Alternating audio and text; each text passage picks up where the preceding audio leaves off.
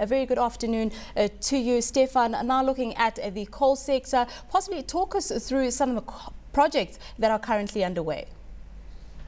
Well, Mozambique is an interesting story. This started in 2004 with Vale winning an international tender for the development of studies in the region of Moatize. It turns out that Moatize region in the north of the country instead has an estimate of 2.5 billion tons of coal, which makes it one of the most interesting regions in the world. And since 2004, production has started not only for Vale, but also for Rio Tinto, that has acquired Riversdale in 2011, and also Jindal, Condesi, Beacon Hill, and many other companies which have piled in and are starting to develop one of the big coal reserves, coking coal basins in the world. Talk us through how much is actually required in order to go into all of these investments into the coal sector going forward. We're talking about an estimate of over $7 billion of investments in the sector over the next few years.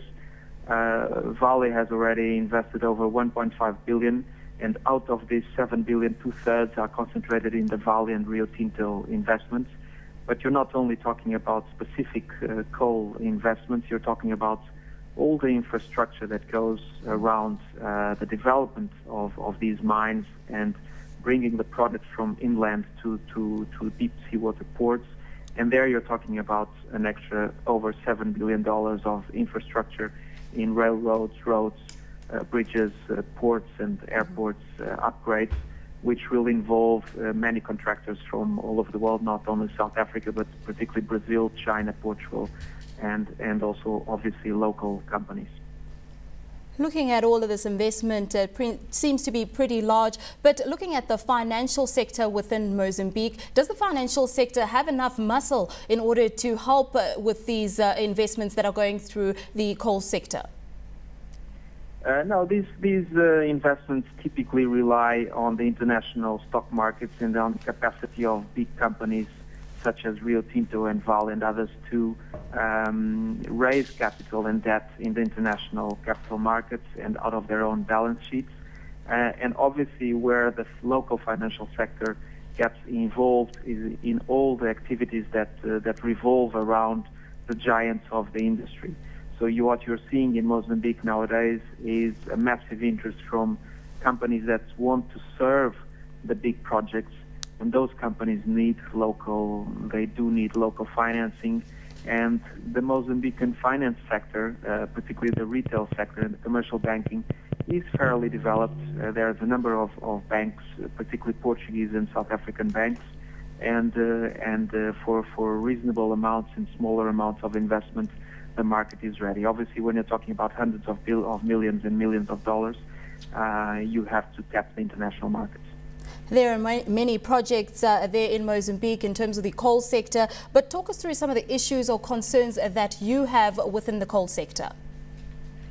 Well, obviously, I think one of the big concerns in all major international projects in emerging markets have to do with the inclusion of local entrepreneurs and the development of the country itself.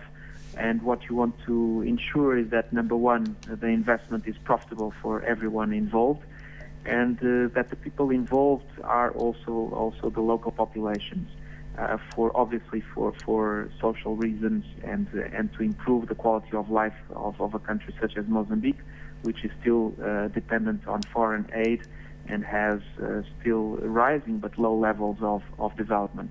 And therefore, the benefits that you're talking about in terms of a Mozambican perspective would be to increase the skills of the population, to create jobs, which is already happening and with good effect on the economy, because that generates then consumer growth. And obviously to develop infrastructure that can be used not only for transporting coal, but to transporting other goods and people, and therefore to increase trade inside and within the region. So overall, this is a story of a country that has been growing for over 7.5% per year for a number of years, and that we believe will have a golden decade ahead for the investors that do the right thing and are patient and are in for the long term. Well, that's where we have to leave it. Thank you so much for joining us. That was Stephen Morais, board member and deputy CEO of BNI.